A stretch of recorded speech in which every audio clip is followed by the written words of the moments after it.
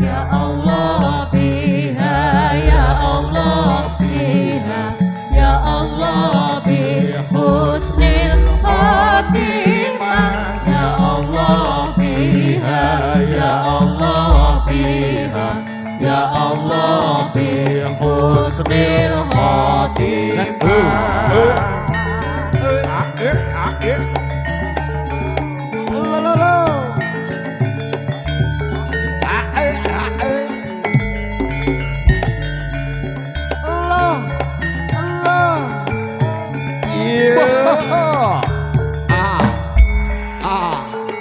Ya Allah biha ya Allah biha ya Allah bi husnil khatimah ya Allah biha ya Allah biha ya Allah bi husnil khatimah.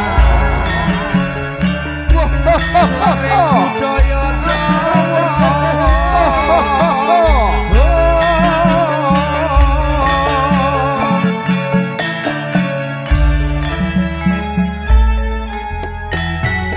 Maulaya sholli wa sallim daiman abada alhabibika khairil khalqi kullihim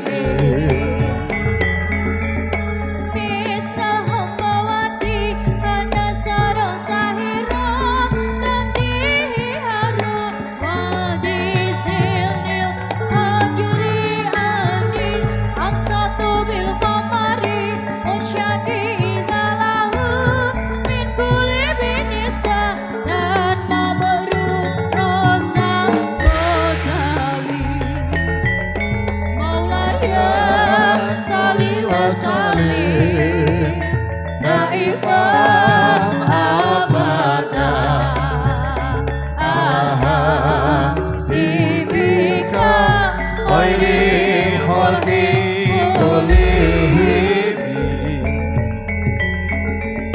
wa maha wal gharumi parun wa bil haramin wa qulu tarsini ana qulu syar'i wa habil adi fasidku bil qamari fasidku bil zarima wa hum ya uluna wa bil ghairi min ali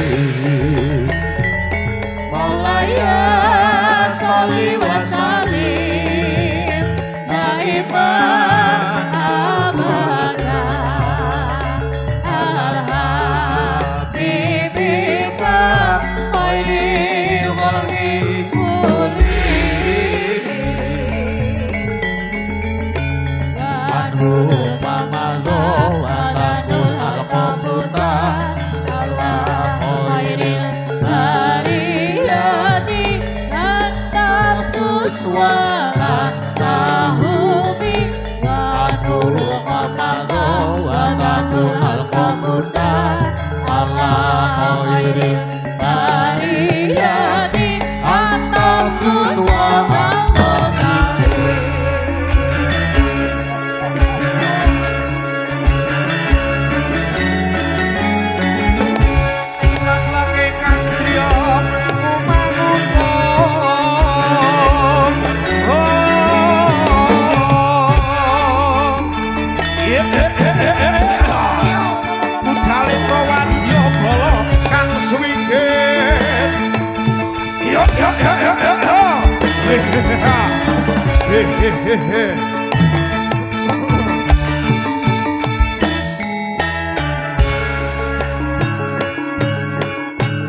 Babak angka sepisan kangaran babak warok kanthi lampahan cariyos rebut waris sajroning padepokan mapan ing ngereng-ngerenging Merbabu kangaran padepokan Gunung Sari mapan Kyai Surayuda kanggo sepuh gadhahi putra kalih kang nami Sento Twin Gendro sami-sami putra kekalih Riwusnya Dewasa lan kondang sekti unggul Mandraguna ing kono Kyai Surayuda bakal nurunake padepokan marang putrane salah sawijine Sentho utawi Gendho nanging jroning rembag kekaling putra samya rebut waris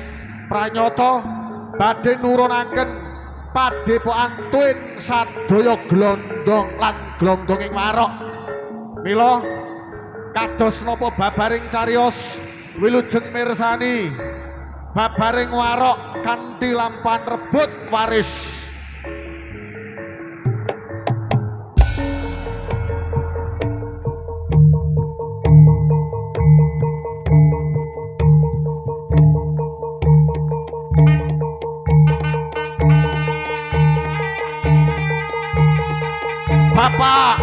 Bapak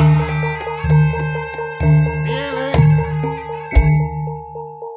kula senro Bapak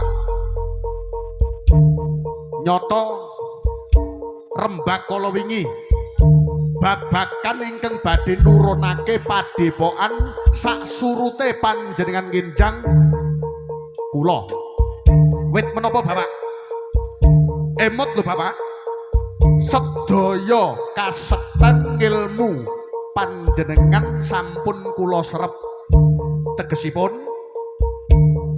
kula sampun siaga kinarya pangarsa madeg Kyai wonten padepokan Gunung Sari mriki lumebet ugi sampun siaga sampun siap batos kula kagem mangarsani sedaya para siswa para dlondong wonten Gunung Sari mila pangajap kula Bapak ampun wigah-wigih anggenipun badhe pinitados dening Sentho putra pembayun panjenengan nanging ngeten Bapak kedah dipun emut yen to rayi kula kang aran Gendho menika sejatosipun ugi pengin kinarya pangarsa ngrebut wonten ing padepokan Gunung Sari yen to pamanggih kula saderengipun mrika ngombro-ombro monggo mangsa borong Bapak anggenipun budidaya langkung linangkung kedah panjenengan paring sasmita yen to ingkang nurunake menika kula Sentho putra kang pembayun ingkang langkung patut ngaten Bapak. Le rungokno kupingmu. Kowe Sentho kae Gendho anakku loro. Nggih Bapak. Nak karepku ya Le kowe tak anak-anak sing nomor 1 kowe nak dirungokke adimu ngerebut masalah padepokan nak karepku aku dadi wong tuwa Le karepku tak turunke marang kowe Kedahe pancen ngaten Bapak. ning ora ngono Le lho kersane ora ngono mbok nak anti ngrungokke Gendho kok abdadi apa lho kajenge umpami Gendho menika mireng pangandika panjenengan ya teges sampun siaga yen to mungsuhipun menika jane kakangipun boten bapangel kula sampun nurunaken sedaya ilmu panjenengan lho kuwi Gendho mlebu nak kena tak undur aja tak bacotake anggonmu ledapar utang karo Gendho le cekap Bapak sampean ngomong nopo kakangmu kuwi lho padepokan kuwi mah direbut nyangka kamu kowe trimo apa ora lho kudu trimo aku ora trimo to Sentho Gendho sawijining ilmune ngedeke ana ing padepokan Gunung Sari ene kene ora trimo yen ngilmune Bapak arep tak pek kabeh rungokno kupingmu le Gendho sampean menenge mawon cukup tegese kowe wis wani nggonjak marang kakangmu wis wani marang kakangmu sing tak wedeni apa lho tunggal padha tunggal ning bab rebut iki mung tunggal dadi mungsuh lho nanging sawijine ana ing papan kene. Padepokan iki wis gedene samene, bapak ya wis tuwa kok ngene. Ya, Nanging awake dhewe tunggal loro nanging ilmune bapak ditemurunke namung kowe dhewe. Aku ora trimo nek kowe dapat dudon babar hutan padepokan.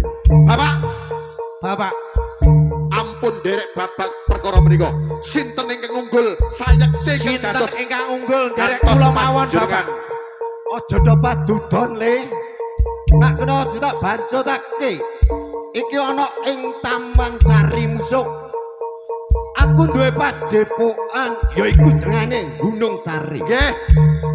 Gento, Piye Sendo? aku bakal ngalah marang adiku. Ning kudu ana srana. Sayekti ilmu apa? Kang wis mbok serep saka bapak dene kowe wani kumalungkung bakal ngasorake kakangmu. Aku tetep kumalungkung. Ning kowe kudu ngerti lho. Ngerti apa? Aku wis duwe aji-aji turunane kok bapak Kang Aji Dwi Denowo. Kowe ora bakal duwe. Aku sawijining duwe nanging urung tak prohke marang awakmu. Sawijining ana ingon-ingonku ana ing papan gunung gedhe. Kaya dene maneman tanganku yen to nganti kena kulitmu. Ning kowe tetep kudu kalah. Eling sawangen gendho. Sawijining endi? Para ngilmune bapak ana ing papan kene dudohna marang aku. Parat Aku ora wedi sawijining Ya. ana kene. Aji Dwi Denowo kang bakal gaglak kowe gento. Waspadakno siaga.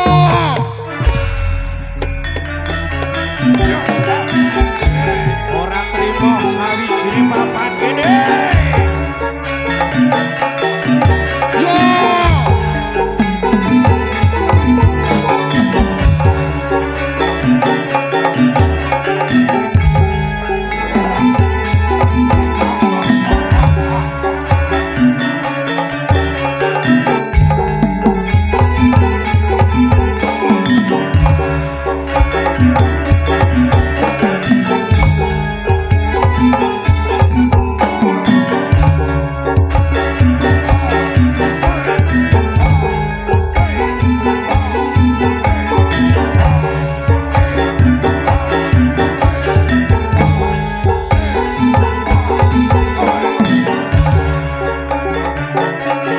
Waspadakno gento. Waspadake ana ing papan kene.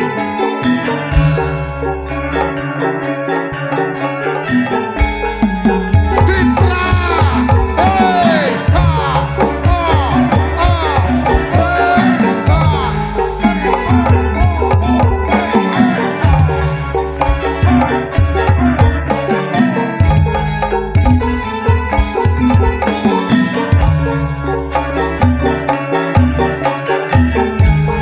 Yo yo.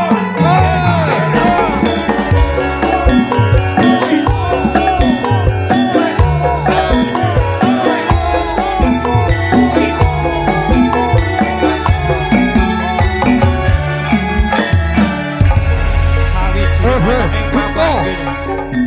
Gento, Piye? ora gigrek kowe nyawang kasektene bapak. Ora gigrek. Lumantar aku duwe Dwi Denowo banjur kowe duwe apa keparat? Aku ora wedi yen sliramu loro kuwi ora nek sing tak wedeni. Ya, Ana ing papan gunung gedhe tak tokke aji-ajiku, ingon-ingonku tak tokke ana ing papan kene. Sampun siaga budalke.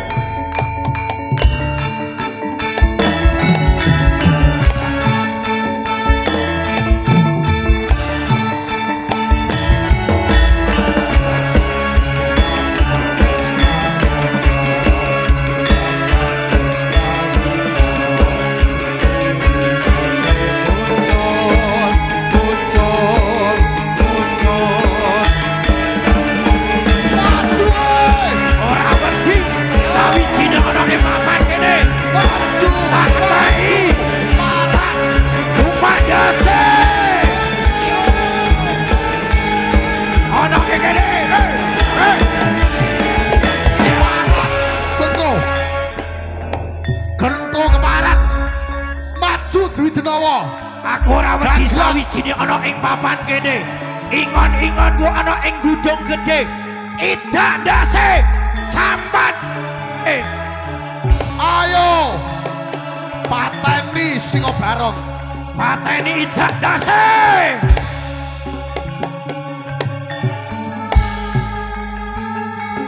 Hei, hei, hei, hei.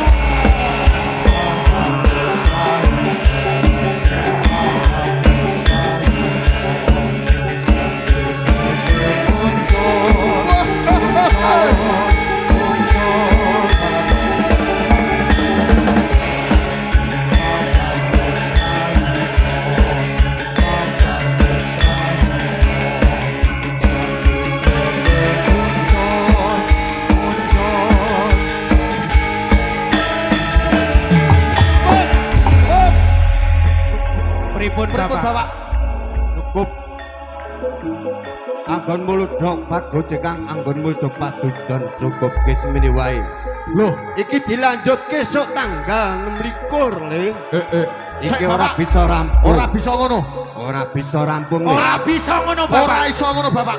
Iki tetep tak teruske. Aku duwe saperangan dlondong Nah, buku warok. aku aja tak bacotake diterus to ana Tetep tak ngablak. teruske. Terus Ono ngablak. Yo, duwe dlondong warok kowe. Aku duwe dlondong-dlondong para warok-warok. Parat, yo. Idak ndase. Wis meneng Bapak. Bali nang Padepokan. Idak ndase Kang Aran. Parat. Parat Bali, gendro. Bali. Dlondonge warok Sento sampun siaga napa derek? Sampo. Dlondong waroke Sento siaga apa durung? Para prajurit siagakno anggone geladen ana ing papan kene.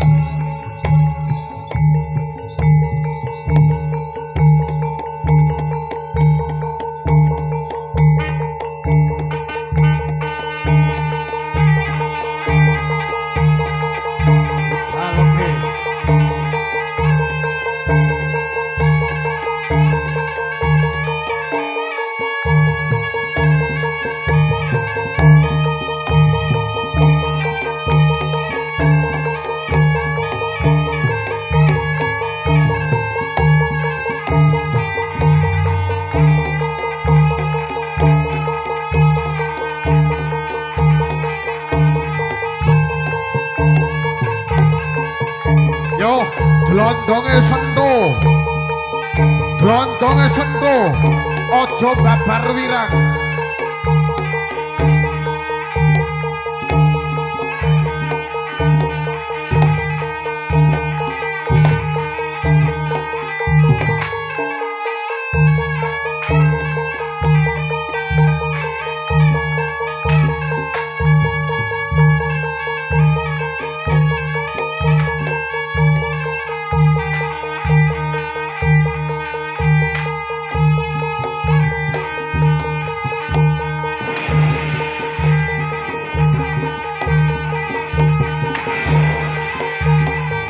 Cukup.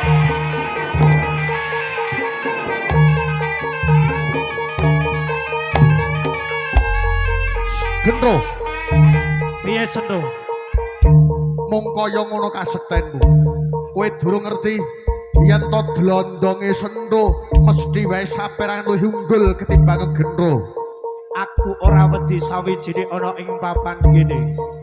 Sawijine para siswa-siswaku arep tak idak ndase sing ngalang-alangi ana ing padhepane Bapak. Aja kakan sumbar sesuk wani saiki wani. Dlondonge Sento. Siaga napa dereng? Cancut maju, maju.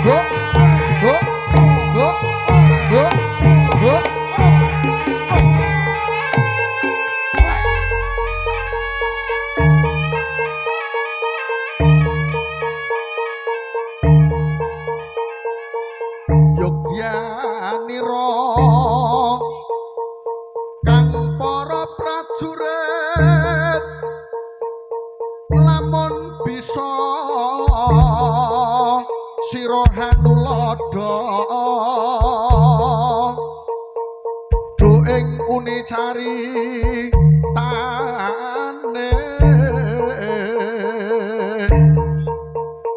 handalira sang Prabu sasra bahu ing Maespati aran patih swanda lelabuhanipun kang kinelung triprakara gunakaya purana ingkang den antepi nuhoni trahu tomo cancut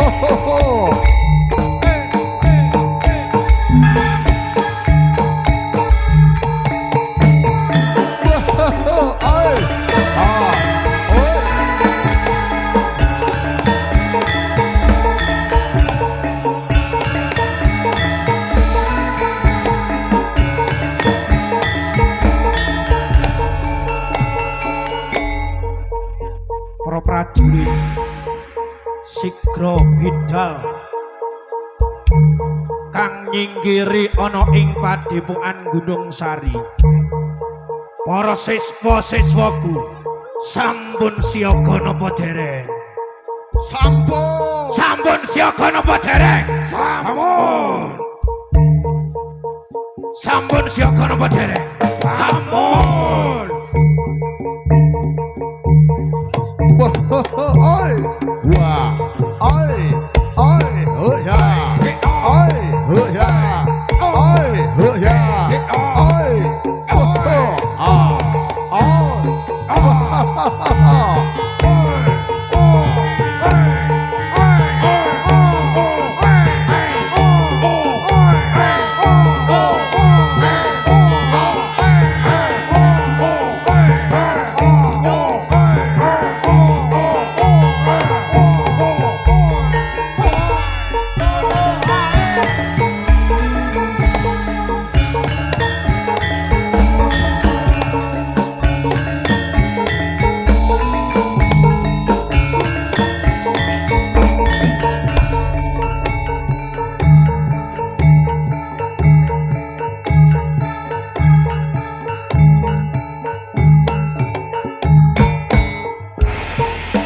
komrisi ing krepya sampur kang sineblak rek wong nandang dong lambek sekepan dewi kayangan nite karudo mapura kusumo kita joget bareng-bareng antariksa kadung mlatiri naga mustakanira mantesi ketaman sunar sang surya kadung mlatiri naga mustakanira mantesi ketaman sunar sang candra kadung melati premustakanira mantesi ketaman sunar sang surya kadung melati premustakanira mantesi ketaman sunar sang candra Komrisi engkrep ya sampur kang sineblak rek wong nandang dong lambek sekepan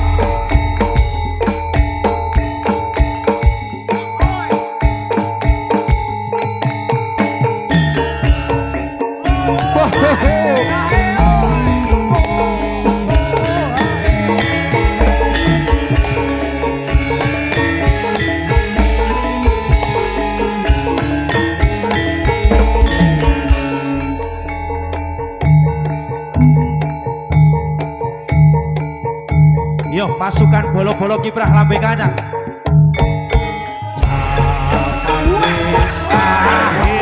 Zaman wis akhir bumine goyang akale jujur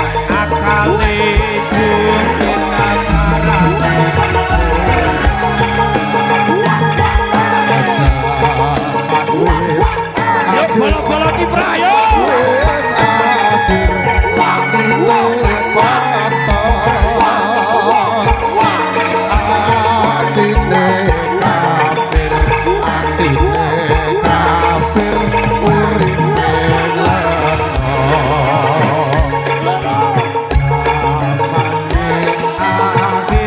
zaman wis akhir bumine goyang akale jujur nagarane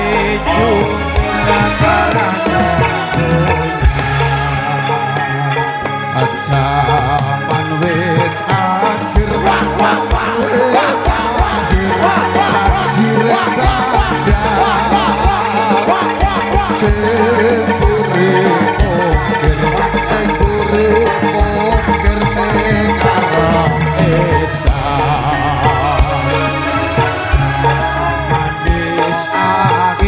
zaman wis akhir bumine goyang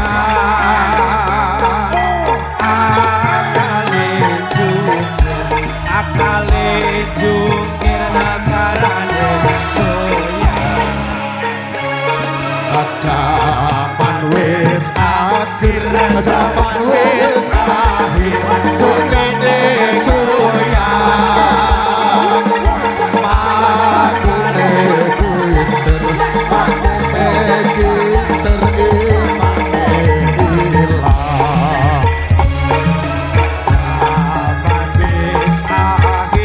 zaman wis akhir bumine goyang akale jungkir nagarane goyang zaman wis akhir zaman wis akhir bumine goyang akale jungkir nagarane goyang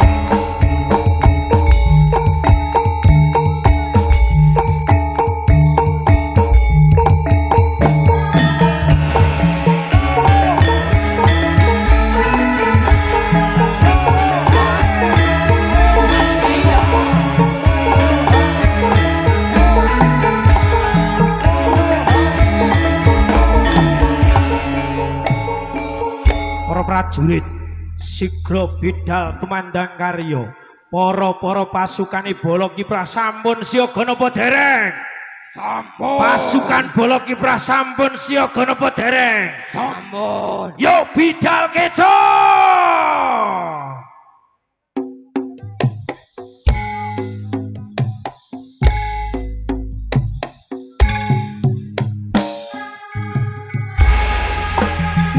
Babatono Pangeran Sutilaksaya.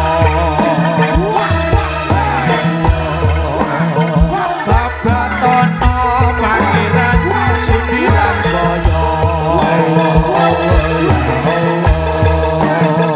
Pangeran di paring sayang, paring pangan, paring kelas kawulane.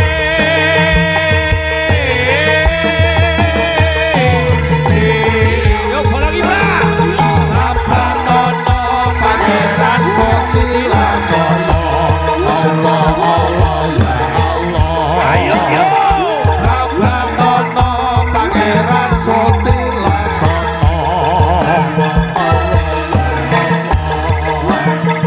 Pangeran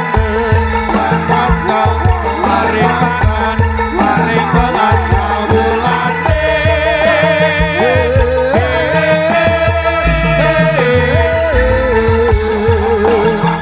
Babatono Pangeran Sutilaksaya. Allah Allah ya Allah. Babatono Pangeran Sutilaksaya. Allah Allah ya Allah ya Allah. Pangeran di paring sandang, paring pangan, paring welas kawulane.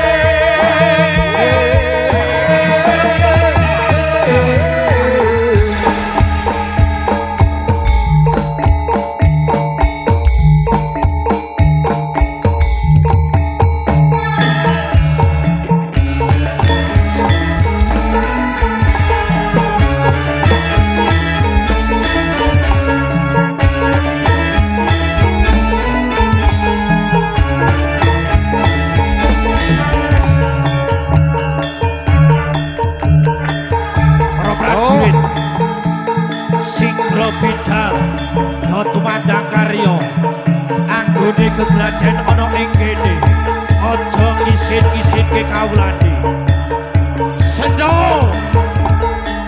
Gento. ora trima yen ana kene arep tak sanggupi kabeh.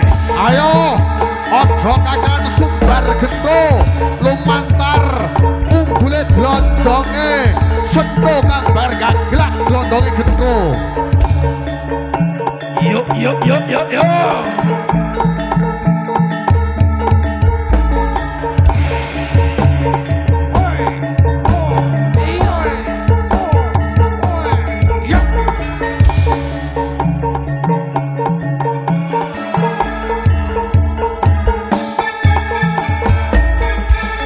Allahumma sholli ala Muhammad, ya Rabbi sholli alaihi salim.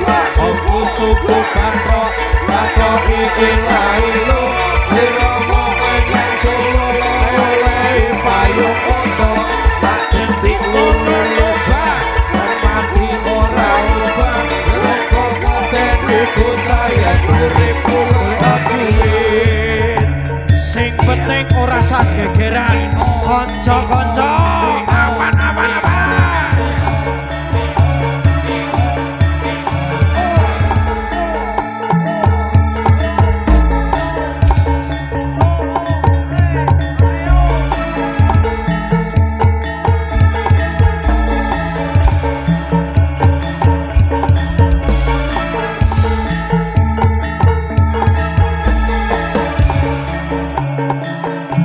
Yo itandase. Yo, pecah dase.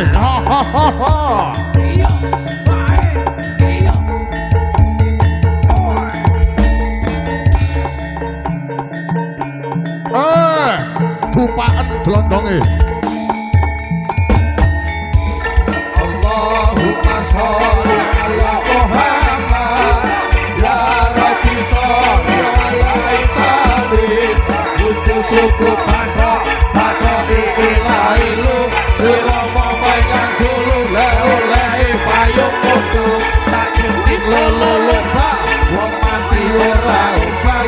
obah medeni bocah yen urip golek duit. Bolo-bolo kiprah luar biasa. Sedo Gento. aku ora trimo ana ing kene arep kalah marang para siswa-siswa. Tak enteni.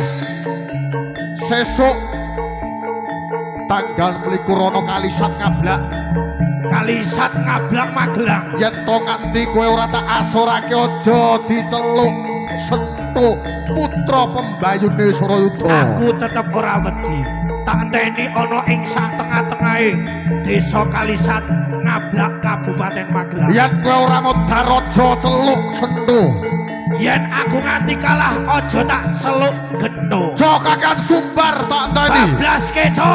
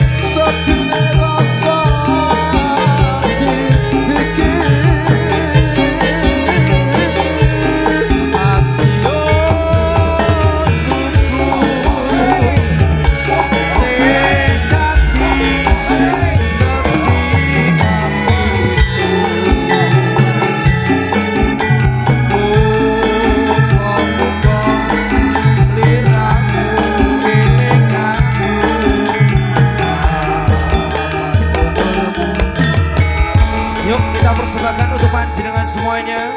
Dan juga di malam hari ini juga ada penyanyi cilik. Tentunya darah asli Wong Boyolali juga. Kita panggil sama-sama Dek Krisna. Krisna. Yuk kita Spesial persembahkan untuk Anda musik semuanya.